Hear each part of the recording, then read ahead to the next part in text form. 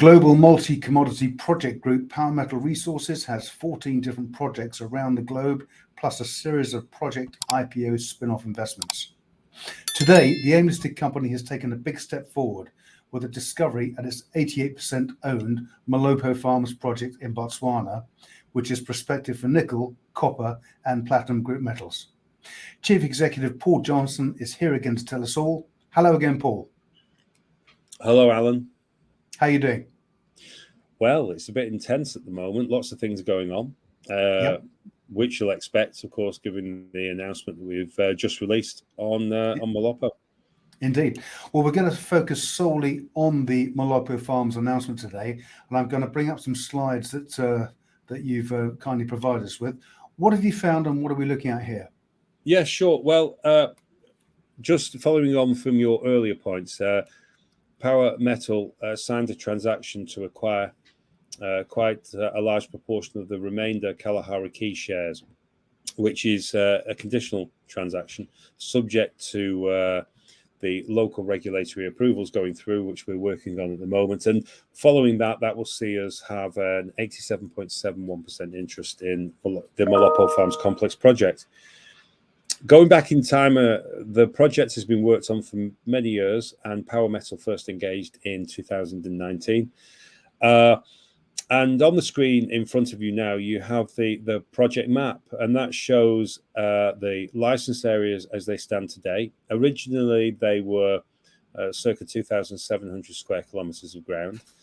And over that ground, back in 2019-20, a helicopter airborne EM survey was undertaken that identified 17 interesting targets. That was followed up by a ground geophysics program, which confirmed, I think it was 14, well, it was undertaken, over 14 of those targets, and that confirmed 8 targets of considerable size and scale, of which 3 were drill tested in 2020-21. Those 3 drill holes are detailed: target 114, 16, and 111A, and you'll see that on the map in front of you. So it kind of gives you a sense as to where we are and what we're doing. After the drill results were announced, we were particularly pleased with the progress. We'd identified, notably in K16, a significant nickel mineralization in the drill core. We got some decent grades, up to 1.7% nickel over a short intersection, 0.6 meters, but there were plenty of other respectable nickel grades. And we felt, to avoid being technical, which is easy for me because I'm an accountant, we felt that there was something happening in the area.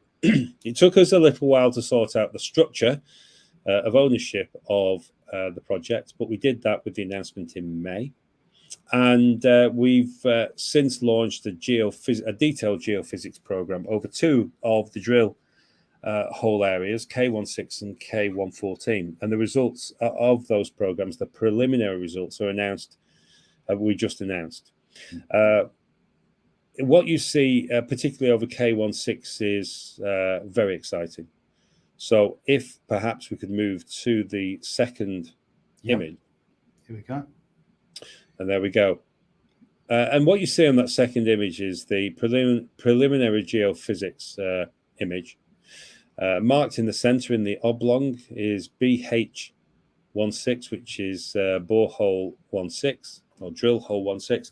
And as you can see, it appears that that drill hole was sited in an area right at the edge of what is an untested, highly conductive body. Now, BH16 included some quite extensive nickel mineralization. We did some work alongside assay tests to have some petrographic analysis done as well, and that confirmed nickel copper sulfides, which is exactly what we're looking for. And the theory that we've postulated, as it were, is that that main untested body, which is very large and continues off the page, and we don't really know the full size of it, of course, may have higher grade nickel and could be potentially quite a significant nickel discovery. The only way we'll know for sure is by drill testing it, which is what we intend to do. Now, just to go in a little bit more detail, if you look at the third image that was linked into the RNS, you'll see right the edge of that conductive body, and you'll see exactly where the drill hole went. And you can see the zones of interest, if that's the right phrase, with the mineralization that we confirmed from assay testing from 300 meters down to 600, which was the end of the hole. It doesn't mean it stops there. And you can see we genuinely did just clip the edge of the conductive body.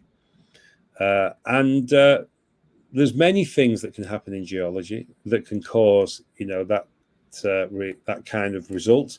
But based on what we see at the moment, the simplest way to confirm is just to do the drilling. So, as announced, we are looking to bring forward that drill program. It's very rare that junior companies have access to major targets that get this kind of information and have the opportunity to drill for a company transformational outcome, which is where we are. And sorry. Yeah.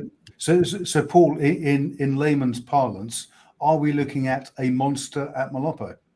I don't know. I mean, the information that we have so far is exciting, of course.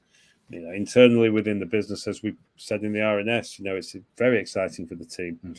What's interesting is with this type of conductive body, it's quite expensive to find them in the first place. You have to invest some money in it. But the drilling, because it's quite deep, can be quite hit and miss, and you can miss these things quite easily.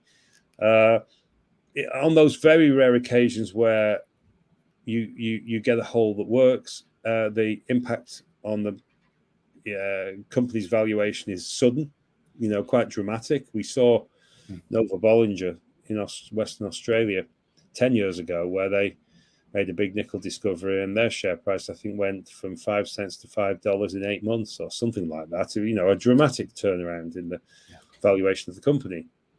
But usually those events are very sudden.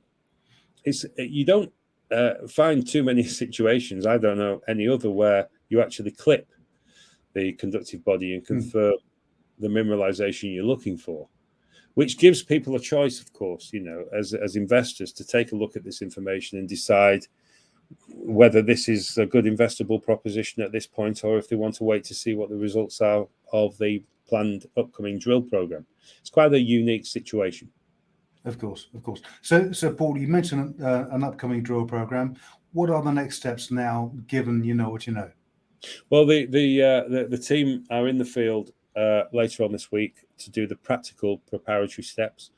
We're looking to get drilling starting as soon as we can. We were planning for the autumn later on in the year. We're seeing if we can bring that forward, and because there's no point hanging around with these things. You have a major opportunity. You have to simply crack on with it. And we'll be providing lots of further updates to the market as we go, both with RNS as required and also with media from site as the drill program launches and runs through. Want to bring people into this as much as we can. We've made a particular policy in the business of trying to get people to be involved with our ground exploration with photos, videos, images, explanations, that kind of thing. And that will continue through this so they can feel part of the process. As I say, it's not often that small junior companies have access to this type of opportunity. We might have laid this out as being our plan, but major, opportunities don't come along very often. So we're privileged to have this opportunity. We're privileged that it's in Botswana, where you find a great environment, a supportive environment for junior companies wishing to spend, proper money and get on with the job, which we certainly have been willing to do, and we've enjoyed doing in country. You also have a nickel environment at the moment where there's a desperate requirement globally for nickel for various industrial applications, and where the major mining companies are not quite desperately, but very proactively looking for the next nickel deposits, which is great to find ourselves in that situation. And our first step, of course, is to crack on with the job of next step exploration we have an exciting target or targets, and we're in the right environment. Excellent. Excellent. Well, there's already so much happening across the company anyway, and Molopo Farms now looks to be a real game changer for Power Metal. Shareholders really do have a lot to look forward to. Yeah, we have a business which is, a large portfolio across many different interests with many different plans. We will, of course, focus down on the major discoveries or the potential discoveries as and when they happen, and make sure that the right resource is applied into them, both managerially and financially.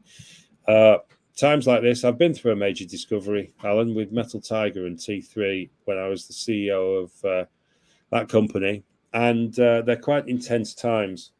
I think that experience with Metal Tiger taught me how to handle the pressure of that moment and what to do in that moment. So, we will do everything we can to make sure that an opportunity like Molopo, if it does yield what we hope it will yield in terms of discovery potential, is managed appropriately. The right people, the right processes, the right plans. And we're not putting the cart before the horse, but we're being prudent as a business, making sure that we push ahead with this tremendous opportunity. The data is clear, Alan. It's, we put those images out so that people can see exactly what our rationale is, and hopefully follow us through the process.